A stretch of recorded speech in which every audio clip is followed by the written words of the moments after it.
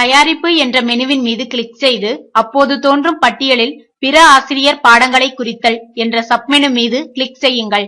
பிற ஆசிரியர் பாடங்களை குறிப்பதற்கான திரை தோன்றும்.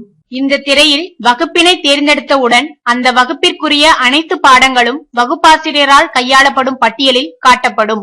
அந்த பட்டியலில் பிற ஆசிரியர்களால் கையாளப்படும் பாடத்தினை தேர்வு செய்து அருகில் உள்ள வலதுபுறம் நோக்கிய அம்புக்குறி உள்ள பட்டனை அழுத்துங்கள். பாடம் பிற ஆசிரியர்களால் கையாளப்படும் பாடங்கள் பட்டியலுக்கு மாறிவிடும். இதேபோல் மாற்ற வேண்டிய பாடங்களை மாற்றிவிடுங்கள். பின்னர் இத்திரையை க்ளோஸ் செய்து விடுங்கள்.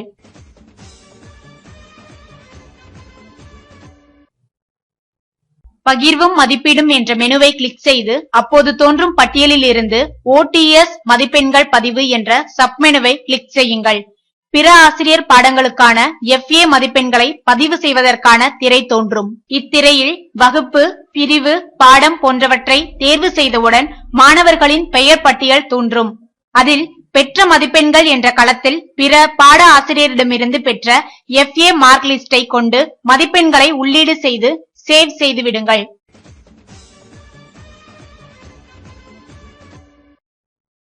முன்னர் கூறியது போல் SA மதிப்பெண்களையும் பகிர்வும் மதிப்பீடும் தொகுத்தறி தேர்வு மதிப்பெண்கள் என்ற வழியாக சென்று உள்ளீடு செய்து விடுங்கள்.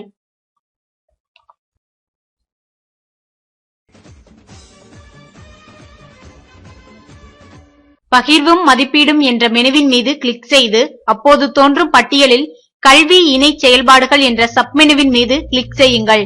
கல்வி இணை செயல்பாடுகளை மதிப்பீடு செய்வதற்கான திரை தோன்றும். அந்த திரையில் வகுப்பு, பிரிவு ஆகியவற்றை தேர்ந்தெடுங்கள். பின்னர் கல்வி இணை செயல்பாடுகள் பட்டியலில் இருந்து எந்த செயல்பாட்டினை மதிப்பிடப் போகிறீர்களோ அதை தேர்ந்தெடுங்கள். அவ்வாறு நீங்கள் ஏதேனும் ஒரு செயல்பாட்டை தேர்ந்தெடுத்தவுடன் மாணவர்களின் பெயர் பட்டியலும் நீங்கள் எந்தெந்த பண்புக்கூறுகளை மதிப்பிட வேண்டுமோ அந்த பண்புக்கூறுகளும் பட்டியலிடப்படும். கல்வி இணை செயல்பாடுகளை மதிப்பிடுவது குறித்த கல்வித்துறை வழிகாட்டலை முழுமையாக பின்பற்றும் வண்ணம் இத்திரை வடிவமைக்கப்பட்டுள்ளது. ஒவ்வொரு செயல்பாட்டிற்கும் கீழ் பல்வேறு பண்புக்கூறுகள் அரசால் தரப்பட்டுள்ளன. எடுத்துக்காட்டாக வாழ்க்கை திறன்கள் என்ற கல்வி இணை செயல்பாடானது தன்னை அறிதல், துணிந்து உரைத்தல், மறுத்தல், பகுத்தறிதல், செய்தி வெளியிடல், குழு பணி என்ற 5 பண்புக்கூறுகளை கொண்டுள்ளது. இதில் தன்னை அறிதல் பண்புக்கூறானது 1. தன்னம்பிக்கை, தொடங்காற்றல், 2. மதித்தல், மரியாதை தருதல், 3. தன் திறமை குறைகளை அறிந்திருத்தல், 4. சூழலுக்கேற்பவும் நேர்மறையாகவும் முடிவெடுத்தல், 5. சுய முடிவு எடுத்தல் மற்றும் தெரிவித்தல் என்ற 5 துணை பண்புக்கூறுகளை கொண்டுள்ளது. எனவே ஒரு ஆசிரியர் தன்னுடைய மாணவனுக்கு ஒவ்வொரு துணை பண்புக்கூறுக்கும் மதிப்பெண்களை அளித்தால் போதுமானது. மென்பொருள் தானாக மொத்த தரநிலை கணக்கிட்டுக் கொள்ளும்.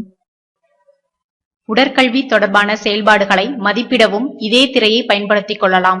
இந்த திரையில் மாணவர்களின் பெயர்களுக்கு எதிரே உள்ள கட்டங்களில் அந்தந்த பண்புக்கூறுகளுக்கு உரிய மதிப்பெண்களை 1 முதல் 5 வரை ஏதேனும் ஒரு எண் மதிப்பில் அளித்தால் போதுமானது. இந்த கல்வி இணை செயல்பாடுகள் மதிப்பீடானது ஒவ்வொரு பருவ இறுதியிலும் செய்ய வேண்டியதாகும். கல்வி இணை செயல்பாடுகள் மதிப்பீட்டு பதிவேட்டினை பிரிண்ட் எடுப்பது எப்படி என்று பார்ப்போம்.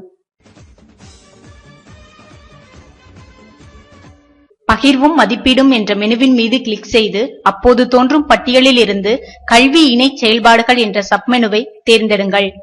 பின்னர் உரிய வழிமுறைப்படி வகுப்பு, பிரிவு மற்றும் கல்வி இணை செயல்பாட்டினை தேர்ந்தெடுங்கள்.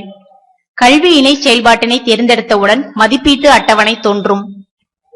திரையின் மேல் ரிப்போர்ட் மோட் மற்றும் டீடைல் மோட் என 2 தேர்வுகள் இருக்கும். அதில் ரிப்போர்ட் மோட் என்பதை தேர்ந்தெடுக்கவும். அட்டவணையில் துணை பண்புக்கூறுகள் மறைந்து பண்புக்கூறுகள் மட்டும் தோன்றும். இப்போது எக்ஸ்போர்ட் பட்டனை கிளிக் செய்யுங்கள். அட்டவணையானது எக்ஸல் சாப்ட்வேருக்கு மாற்றப்பட்டு பிரிண்ட் எடுக்க தயாராக இருக்கும்.